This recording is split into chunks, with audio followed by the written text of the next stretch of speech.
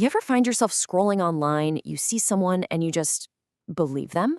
Not because of what they're saying, but just everything about them seems so polished, so right.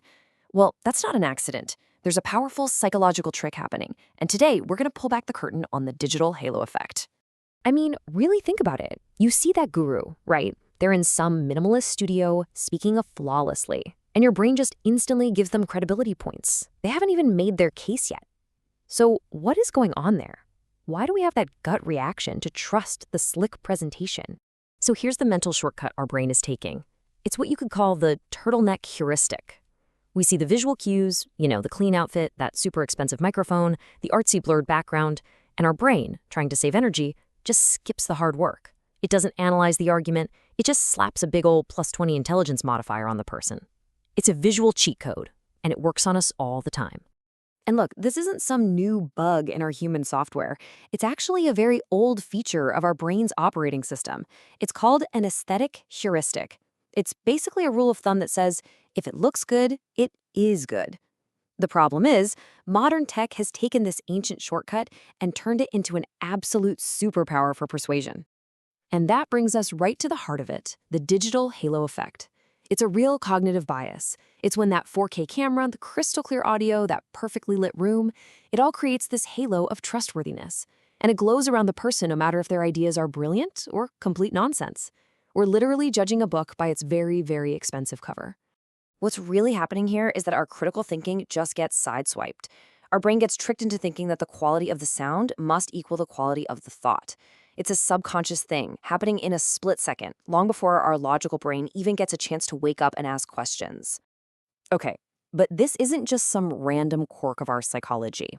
Oh no, this little loophole in our brain is being actively and very strategically exploited. There's an entire playbook out there for manufacturing credibility from thin air, and we're about to flip through the pages. Now, this right here is a really dangerous equation that our brains are slowly being trained to accept. Think about it. A real expert, a real person, they hesitate, they say they pause, they might even say it depends. But with AI-tuned audio that surgically removes every stutter, every breath, what you get is a performance of absolute certainty. And it creates this powerful illusion. If the delivery is flawless, the argument must be too. And it gets way more specific. This is the micro-niche authority trap. It's not just about looking rich anymore. It's about looking, say, biotechnically optimized. They invent these little pockets of expertise and then just flood them with fancy jargon. They'll use a term like dopamine fasting to sell you on the radical, life-changing idea of being bored for a bit. Or they'll talk about neural priming when they mean thinking about something before you do it. It's a trap designed to make simple ideas feel like secret cutting-edge knowledge. There's actually a name for this tactic, a linguistic facelift.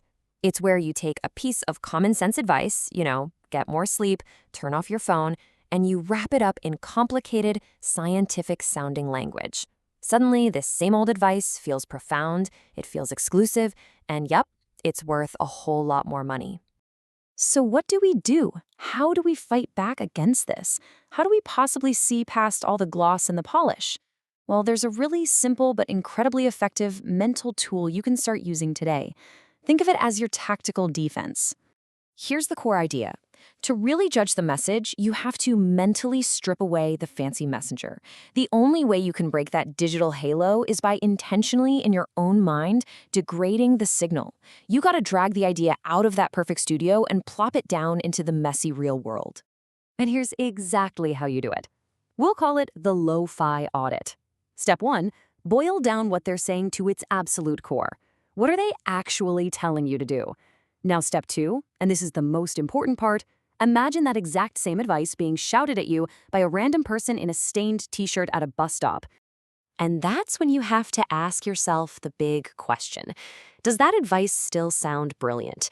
Does it still feel like a life-changing secret? Or does it suddenly sound kind of obvious, maybe even a little ridiculous? If it fails the bus stop test, then you know the value was never in the logic. It was in the lighting. So let's just tie all of this together. We live in a world that is just drowning in content, and maybe the most important skill we can develop is learning to separate the actual signal from all the noise, or in this case, separating the logic from the fancy microphone. So from now on, when you see that impossibly polished online expert, just remember this.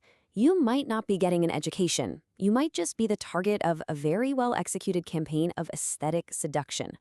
And that really leaves us with just one last thing to think about as you go about your day.